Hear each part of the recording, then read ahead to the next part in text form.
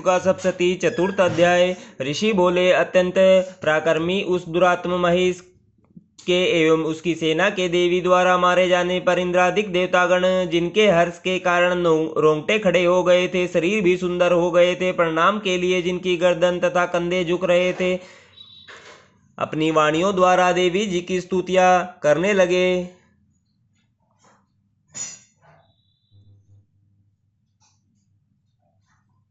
देवी जी ने अपनी शक्ति से सारे जगत को व्याप्त कर लिया है, जिसका स्वरूप सभी देवताओं की शक्तियों का समूह है। सभी देवता एवं महर्षि जिनकी पूजा किया करते हैं, उस अंबिका को हम प्रणाम करते हैं। वही देवी हमारे मंगल करे, जिसके अतुल प्रभाव को एवं बल को भगवान शेषनाग, ब्रह्मा तथा हरि भी नहीं कह सकते। चंडिका देवी सारे जगत की पालना के लिए तथा अमंगल के भय के नाश का विचार करें। जो श्री स्वरूपणी, पुण्यात्माओं के घरों में तो लक्ष्मी स्वरूपा है, पापियों के घरों में दरिद्रता, श्रेष्ठ पुरुषों के यहाँ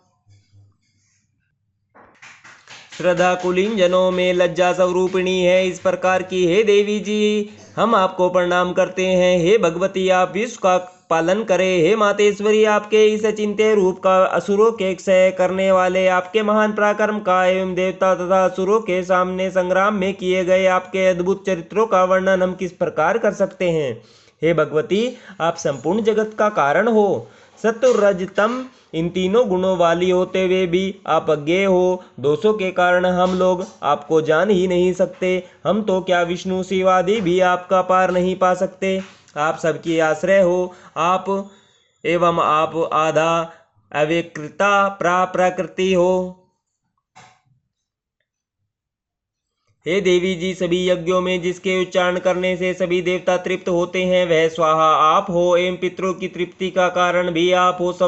सभी लोग आपका स्वधा नाम से उच्चारण करते हैं। हे देवी, मुक्ति का कारण आप हो। आप अचिंत्य महावर्त स्वरूपा हो। संपूर्ण दोषों से रहित, इंद्रियों को वश में करने वाले, तत्व का सार जानने वाले मोक्षार्थी मुनिजन जिसका अभ्यास करते हैं, वह देवी भगवती प्राविधा आप हो। परम पवित्र ऋग्वेद, यजुर्वेद एवं मनोहर उद्धृत के पदों के पाठ से युक्त सामवेद का निधान हो।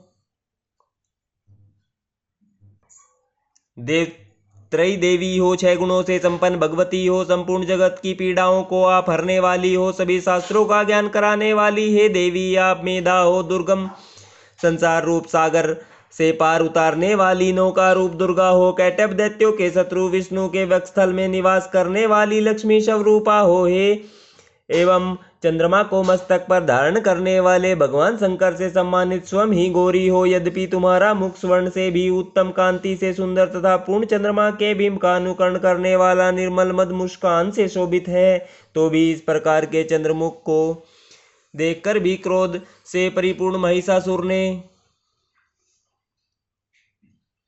झट ही उस पर प्रहार किया। यह एक अद्भुत बात है। उससे अतीव अद्भुत एवं विचित्र बात तो यह है कि जब वही मुख क्रोधयुक्त था, उदय होते हुए चंद्रमा की भांति लाल लाल था, तनी हुई बोहें अति विकराल थी। ऐसा देखकर भी महिषासुर ने अपने प्राण तुरंत नहीं छोड़ दिए। भला कौन ऐसा प्राणी होगा जो क्रोधी यमराज को देखकर भी जीवित रह सके। हे देवी जी, आप प्रसन्न हो। तुम्हारी प्रसन्नता से जगत की उन्नति होती है। तुम्हारे क्रोध करने पर कुलों के कुल शीघ्र नष्ट हो जाते हैं। यह तो हमने अभी अभी जान लिया। जो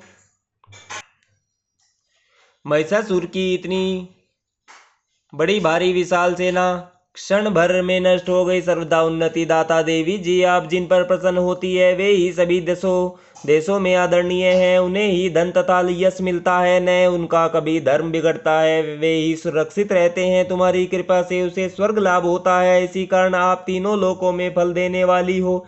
हे दुर्गे, आप स्मरण करने पर प्राणियों के भय हरण करती हो। स्वस्थ पुरुष जब तुम्हारा स्मरण करते हैं, उन्हें अत्यंत निर्मल बुद्धि देती हो। सबके लिए उपकार करने वाली तुम सर्वदा दयामयी हो। राक्षसों का वध करने से जगत सुखी हो।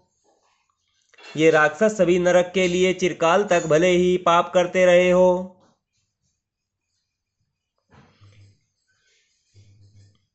इनका वध आपने इसलिए किया कि मुझसे मारे हुए यह स्वर्ग में चले जाए। यही मन में रखकर हे देवी जी, तुम दुष्टों का वध करती हो। तुम असुरों को केवल देखने मात्र से भस्म क्यों नहीं करती। शस्त्रों का प्रहार क्यों कर दिया करती हो? इसका भी कारण है, क्योंकि शत्रुगण मेरे शस्त्रों से पवित्र होकर उत्तम लोकों में मरकर पहुँचे। इस प्रकार आपके यह विचार अति उत्तम है।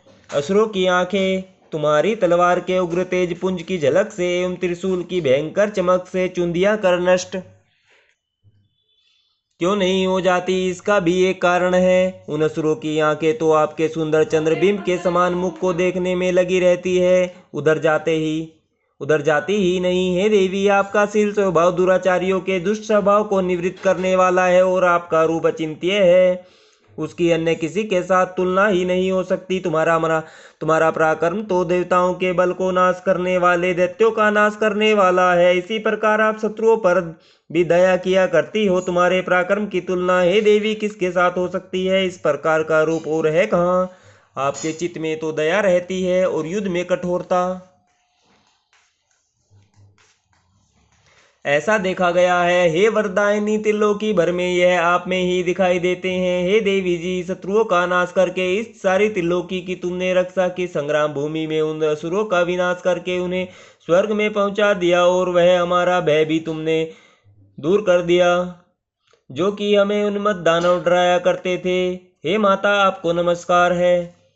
हे देवी, हमारी सूल से रक्षा करे एवं घंटा का शब्द और धनुष की टंकार से भी हमारी रक्षा कीजिए। हे चंडी के पूर्व पश्चिम दक्षिण दिशा में हमारी रक्षा करे। ऋषि बोले। इस प्रकार देवी जी की देवताओं ने स्तुति की और नंदन वन में उत्पन्न हुए फूलों तथा गंधचंदन आदि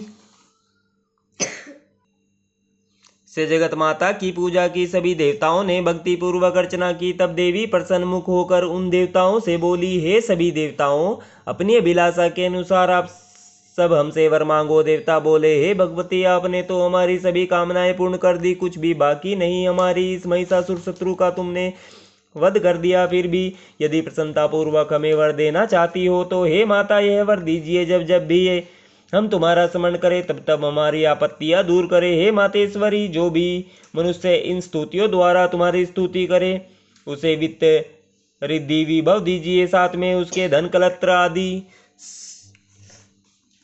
संपत्ति की भी वृद्धि कीजिए। हे अंबिके, हम पर सदा प्रसन्न रहिए। ऋषि बोले, राजन, जब देवताओं ने अपने तथा जगत के कल्याण के लिए इस प्रकार का वर मांगा तब उन्हें तथास्तु कहकर भद्रकाली अंतर्धान हो गई।